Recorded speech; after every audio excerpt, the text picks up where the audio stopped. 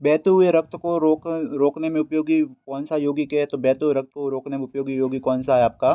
फिटकरी। कौन सा होगा? फिटकरी। फॉर्मूला क्या होगा? K2SO4 Al2SO4 3 24H2O। ध्यान में रखना है। चलते हैं अगले सवाल की तरफ।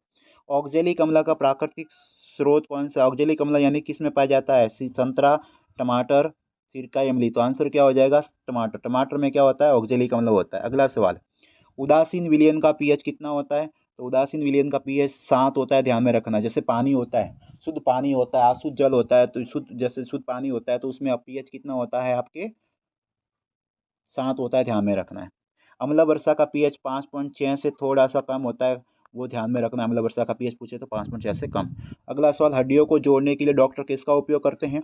तो हड्डियों को जोड़ने के लिए डॉक्टर CaOCl2 यानी कि विरंजक चूर्ण नहीं होता, CaOH2 कैल्शियम हाइड्रोक्साइड नहीं, CaCO3 संगमरमर कैल्शियम कार्बोनेट नहीं, CaSO4 2.2H2 यानी कि प्लास्टर ऑफ पेरिस। तो प्लास्टर ऑफ पेरिस का उपयोग करते हैं हमारी हड्डियों को जोड़ने में, डेकोरेशन में, मूर्तियों में, निर्माण में प्लास्टर ऑफ पेरिस का उपयोग करता है। अगला चूर्ण प्रश्न है, विरंजक चूर्ण का फॉर्मूला क्या है? तभी मैंने बताया विरंजक चूर्ण का फॉर्मूला होता है CaOCl2। फॉर्मूला जरूर पूछा जाएगा एग्जाम में। Na2CO3 क्या है? Sodium carbonate. CaCO3 क्या है? Calcium carbonate. CaOH2 क्या है? Calcium hydroxide. और CaOCl2 क्या है? आपका विरंजक चूर्ण। इसको क्या बोलते हैं? विरंजक चूर्ण कहा जाता है। चलते हैं अगला सवाल। अग्निशामक यंत्र में लवण, कौन से लवण का उपयोग किया जाता है अग्निशामक यंत्र में? तो NaHCO3 यानी कि NaHCO3 NaHCO3 यानी कि आपके खाने का सोडा जो होता है वो उसका उपयोग किया जाता है। चलते हैं अगले सवाल की तरफ।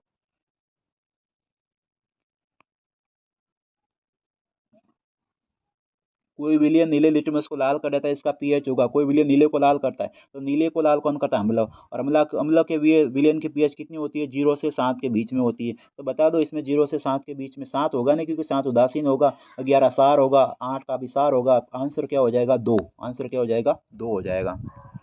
हमारा उदर यानी कि पेट कौन सा अम्ल उत्सर्जित करता है? तो हमारा जो उदर होता है वो कौन सा अम्ल उत्सर्जित करता है? आपका HCl। पता ही है आपको, हाइड्रोक्लोरिक अम्ल। हाइड्रोक्लोरिक अम्ल उत्सर्जित करता है। ध्यान में रखना। आंसर क्या हो जाएगा? HCl हो जाएगा। अगला सवाल, नींबू में पाया जाने वाला अम्ल, तो नींबू में कौन सा अम्ल पाया जाता है? नींबू में हमारे सिट्रिक अम्ल पाया जाता है। ध्यान में रखना है, सिट्रिक अम्ल।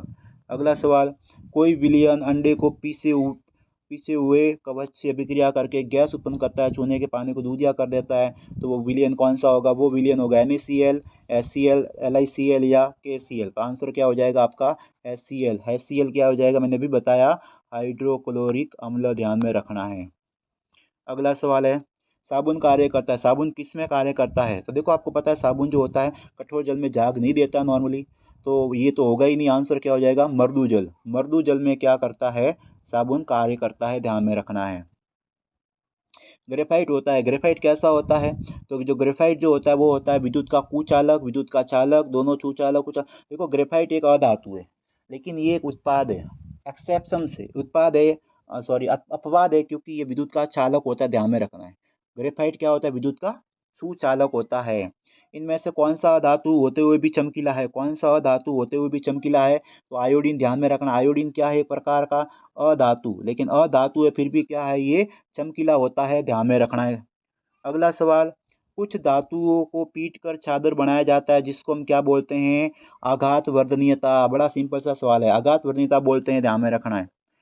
अम्लराज पता ही है आपको, एक्वारिजिया जिसको बोलते हैं। अम्लराज बनाने में क्या करते हैं? HCl और अनुपात। अगला सवाल है, विद्युत बल्ब का तंतु बना होता है, किसका बना होता है? टंगस्टन का बना होता है। किसका बना होता है? टंगस्टन का। अगला सवाल है, सबसे कठोर सबसे कठोर तत्व कौन सा है? तो सबसे कठोर तत्व कौन सा होता है? आपका हीरा होता है। प्राकृतिक है। ध्यान रखना, ये ऐसा है, प्राकृतिक है, सबसे कठोर है। ध्यान में रखना है। ठीक है। निम्नलिखित में से कौन सा चाकू से काटा जा सकता है? तो चाकू से काटा जा सकता है, किसको काट सकते हैं चाकुओं से? एक तो होता है सोडियम, एक होता है पोटेशियम, एक होता है लिथियम। तो देखो यहाँ सोडियम पोटेशियम तो है नहीं, कैल्शियम को, कॉपर को, आयरन को काट नहीं सकते, तो आंसर क्या हो जाएगा? लिथियम यानी कि Li। अगला सवाल, स्कूल की घंटी धातु की बनी होती है जिसको बोलते हैं सोनोरस। ध्यान में रखना, चालक तन्यता तागुनी तो होगी नहीं, सोनोरस होगा। यानी कि ध्वनिकता, कौन सा गुण? ध्वनिकता का गुण, जिसको क्या बोलते हैं? सोनोरस। तो ध्यान में रखना, आंसर क्या होगा? सोनोरस होगा। अगला सवाल, इनमें से कौन सी धातु विद्युत और ऊष्मा की कुचालक है? तो देखो कुचालक, देखो ये धातु है, ये ध्यान रखना, बहुत अच्छा सवाल है। एग्जाम में पूछा गया पहले बोर्ड में कि धातु कौन सा है जो कुचालक होता है विद्युत और ऊष्मा का? तो ध्यान रखना, लोहा नहीं होगा, चांदी नहीं होगा, एल्यूमिनियम नहीं होगा, लेड होगा। लेड धातु है लेकिन कैसा है? कुचालक होता है लेड, जिसको हम पीबी बोलते हैं, ध्यान में रखना। अगला सवाल है, कौन सी यह धातु कमरे के ताप पर अगर धातु पूछे कि धातु कमरे के ताप पर द्रव, तब तो क्या याद रखना? पारा। पारा को और क्या बोलते हैं? मरकरी। और अगर अधातु पूछे तो याद रखना ब्रोमीन। क्या याद रखना है? ब्रोमीन याद रखना है, ध्यान में रखना है। अगला सवाल है, कॉपर के अयस्क कौन से हैं? कॉपर का अयस्क कौन सा होता है? Cuprite, bauxite. बॉक्साइट किसका होता है? एल्यूमिनियम का होता है। किसका होता है? एल्यूमिनियम का होता है। सीने बार किसका होता है? पारे का होता है। कैलामाइन होगा नहीं, क्यूप्राइट होगा। क्यूप्राइट किसका होगा? कॉपर का होगा, ध्यान रखना।